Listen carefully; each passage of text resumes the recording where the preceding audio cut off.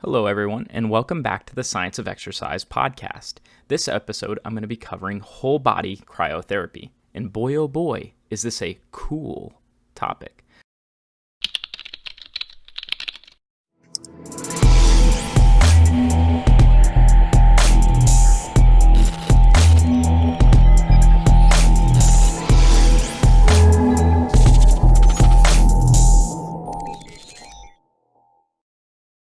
All right, all joking aside, whole body cryotherapy is super cold.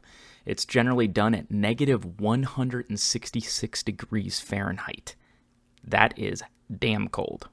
If you are unaware of whole body cryotherapy, this cryotherapy is similar in concept to what we do when we ice or do ice baths. These are more common techniques of cryotherapy.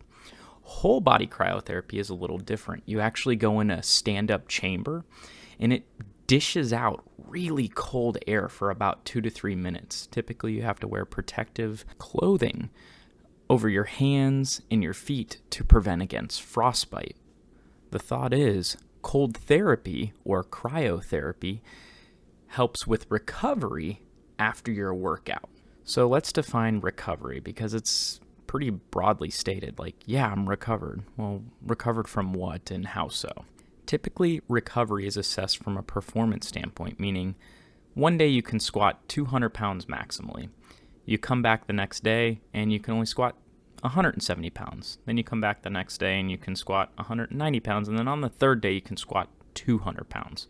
Well, until you can squat 200 pounds or greater again, you're not considered fully recovered. Recovery is also assessed in forms of blood markers. So for muscle damage, this would include like creatine kinase as a blood marker for muscle damage. You would want those numbers to come back down. That'd be another way to assess recovery. And lastly, perceptual changes. So do you feel like you're recovered? And this is a bit more subjective here. So to bring this all together, we're looking at whole body cryotherapy. This is a specific form of cryotherapy in a chamber with cold air being pushed onto the body for about 3 minutes. We're going to look at a few studies to see if whole body cryotherapy does help with recovery. The first study I'm going to cover is by Hausswirth and colleagues, 2011. They took 9 elite male runners, meaning these guys could run a 6-minute mile pace for a 10K. That's pretty elite level in my opinion. For a 48-minute trail run with inclines and declines, meaning there was some serious muscle damage accrued throughout these trail runs because they were going full force up a hill, down a hill, up a hill, down a hill, and this was all controlled. They did 3 different forms of recovery in this study. They had a no recovery group, meaning they just let them kind of do their own thing, no stretching, no nothing, just kind of sit there. The other 2 groups, one was an infrared laser, and then the last one was whole body cryotherapy. The results showed improved maximal isometric knee extension in the cryotherapy group versus the other groups. Now, there was a lot of variability, meaning there was a lot of difference between per person response in this. So I really wouldn't hang my hat on this outcome being improved. Also, isometric knee extension isn't necessarily a performance outcome. I would have rather have seen them reassess something more relative to endurance performance. There were significant improvements in pain and tiredness perception 1 hour and 24 hours after exercise in the whole body cryotherapy group versus the other 2 groups. So there was significance with perception. And lastly, there was no difference between groups for blood marker creatine kinase, which shows muscle damage. So overall, the Hausswirth study found improved pain perception and tiredness perception in the whole body cryotherapy group versus the infrared and no recovery group. However, there were no changes in blood markers between groups, and the performance marker, which was a muscle contraction, was not a direct marker of recovery for performance outcomes. The next study by Fonda and colleagues 2013 took 11 physically active men and completed a muscle damage protocol of drop jumps and leg curls.